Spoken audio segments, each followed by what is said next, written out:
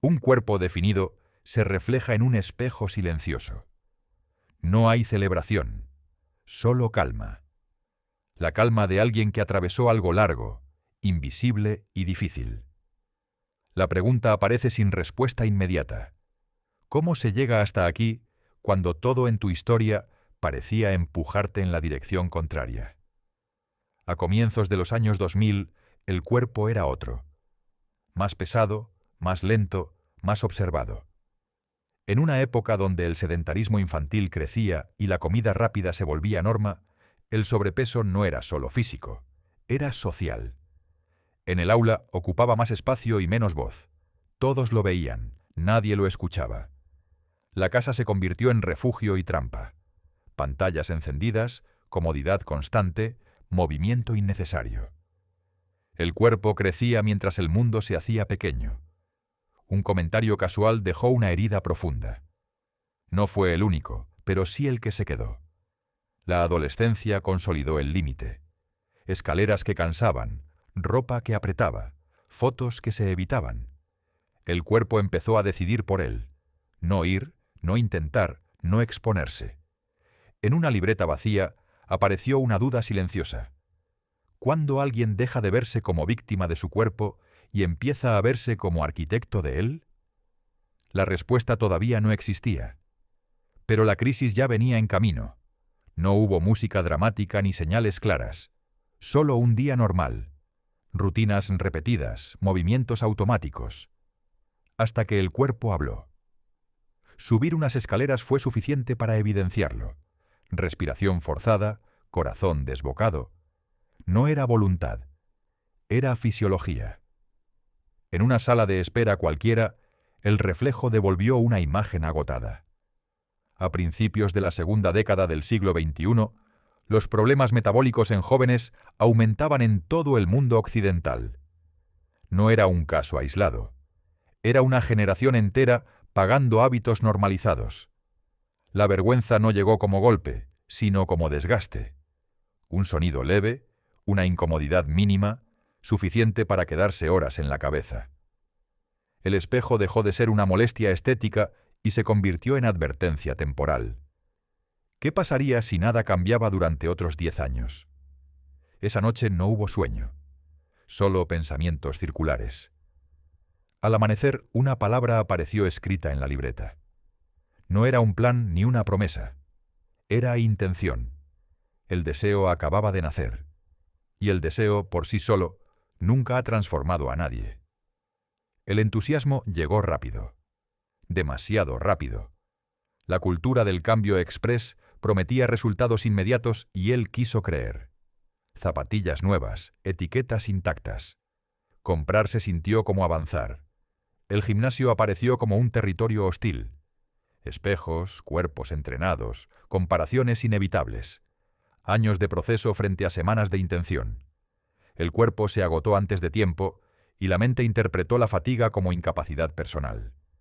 Promesas externas hablaban de semanas, no de años. El mercado vendía atajos porque el proceso no era vendible. La recaída llegó sin drama.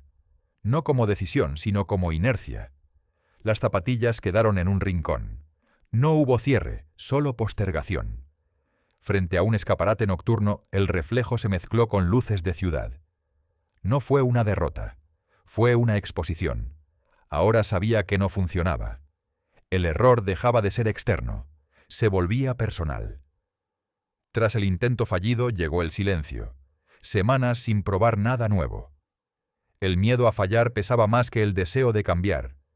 En una hoja aparecieron etiquetas. Débil, inconstante, así soy. La identidad estaba dictando el comportamiento. El espejo empezó a evitarse.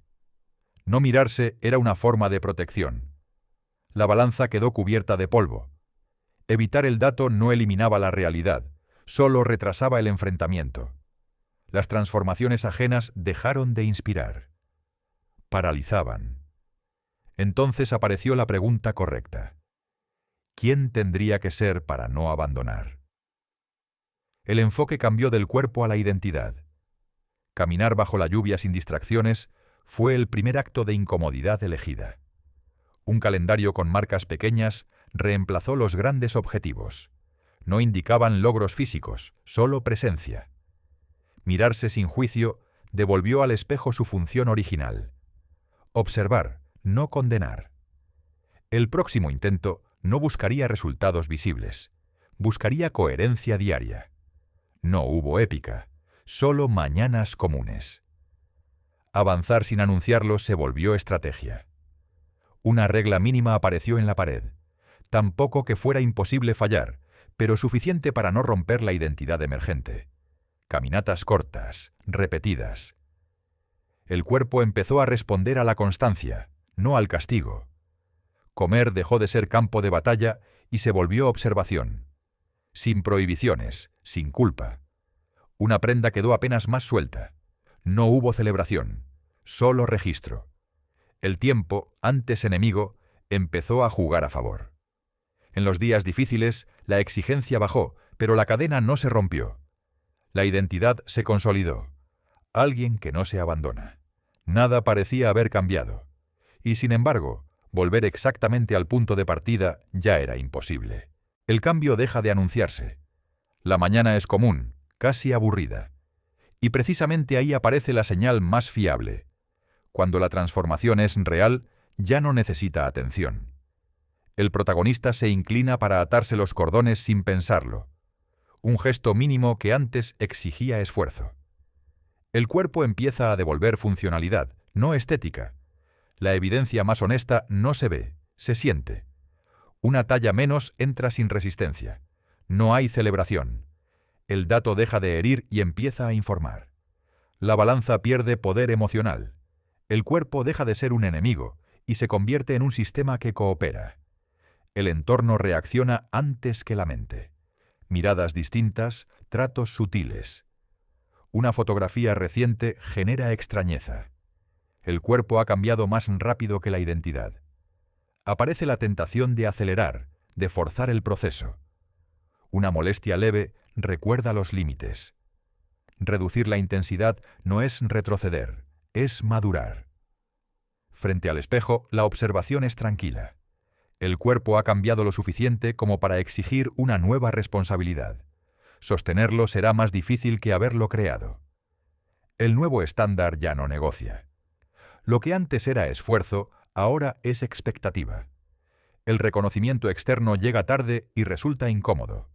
Una foto antigua reaparece. El cuerpo de antes fue refugio y excusa. Abandonarlo implica aceptar que ya no hay coartadas. El miedo no es volver atrás, es no saber quién se es ahora sin la narrativa del intento. El sabotaje se presenta como permiso razonable, relajar decisiones, postergar sin urgencia. El entorno intenta devolverlo a su rol anterior. Cambiar rompe equilibrios. Entrenar sin ganas se vuelve un acto psicológico, no físico. El pasado no se destruye, se integra. Frente al espejo, la mirada se sostiene sin tensión. El miedo al fracaso ha sido reemplazado por el miedo a perder lo construido. Y ese miedo, bien gestionado, se convierte en el guardián del cambio. Años después, el espacio era familiar, pero distinto. El cuerpo descansaba dentro de sí mismo. El espejo ya no ocupaba el centro. Confirmaba, no definía. La libreta, el calendario, las zapatillas y la foto antigua contaban la historia real. No hubo una decisión heroica, sino miles de actos pequeños sostenidos durante años completos. Mientras el mundo seguía vendiendo atajos, él se movía sin urgencia. El cuerpo soñado apareció sin glorificación. Representaba salud, control y coherencia. No fue la causa del cambio, fue la prueba. No hubo aplausos. La vida continuó. En la libreta, una última frase quedó escrita. No como objetivo, sino como identidad. La pregunta final no fue para él, sino para quien observa. Si el cuerpo es una consecuencia, ¿qué estás construyendo cada día sin darte cuenta? El chico con sobrepeso no desapareció. Se convirtió en cimiento. Fin.